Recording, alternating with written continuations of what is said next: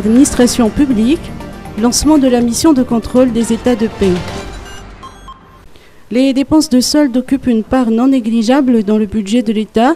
Celles-ci représentent actuellement 5,1% du PIB, 41,4% du budget général hors financement extérieur et 45% de la recette totale hors dents.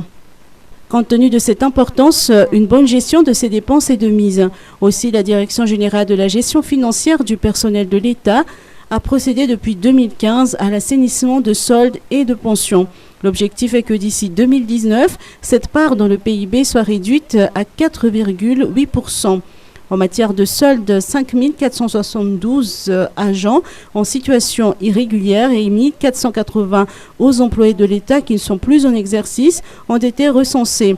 La suspension de leurs soldes ou avantages a permis d'économiser 33 milliards d'ariages, soit 21 milliards d'ariages pour la solde et le reste pour les pensions. Puisqu'il s'agit de l'argent des contribuables, ces sommes feront l'objet de recouvrement auprès des personnes concernées ou de leurs ayants droit.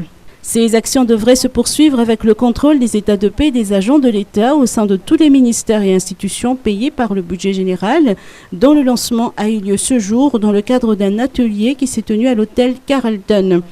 Les résultats attendus sont l'exécution budgétaire en matière de dépenses de solde, la mise en opération d'un système d'information adéquat et pérenne pour le contrôle des états de paix, la disponibilité de bases de données conformes à la structure du ministère ou de l'institution employeur pour une prévision conforme à la réalité et enfin l'annulation de la solde des agents en situation irrégulière.